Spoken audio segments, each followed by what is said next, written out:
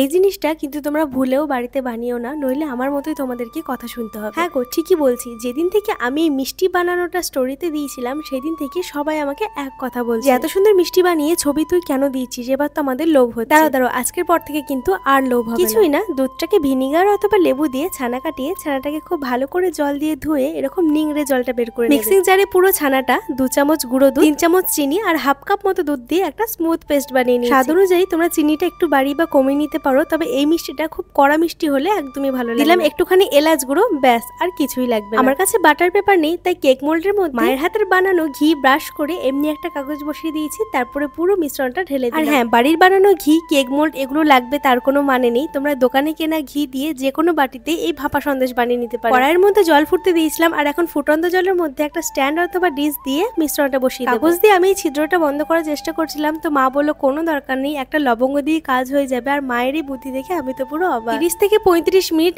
একদম কম আছে মিষ্টিটা বসানো ছিল, আর এখন কিন্তু আমাদের ভাপা সন্দেশ প্রায় রেডি। প্রথমবার আমি নিজের একার হাত দিয়ে কোনো মিষ্টি বানালাম, তা আবার সেটা আমার বাড়ির সকলের পছন্দ ভাপা সন্দেশ। আমি তো সত্যি এক্সপেক্ট করিনি যে মিষ্টিটা এতটা পারফেক্ট হবে। কিছুক্ষণ ফ্রিজে রেখেছিলাম, তারপর এখন পিস করে নিচ্ছি। নাও আর এই ভিডিও দেখে তোমাদের লোভ দিতে হবে না, আজকেই বাড়িতে বানিয়ে আমাকে ছবি পাঠাও।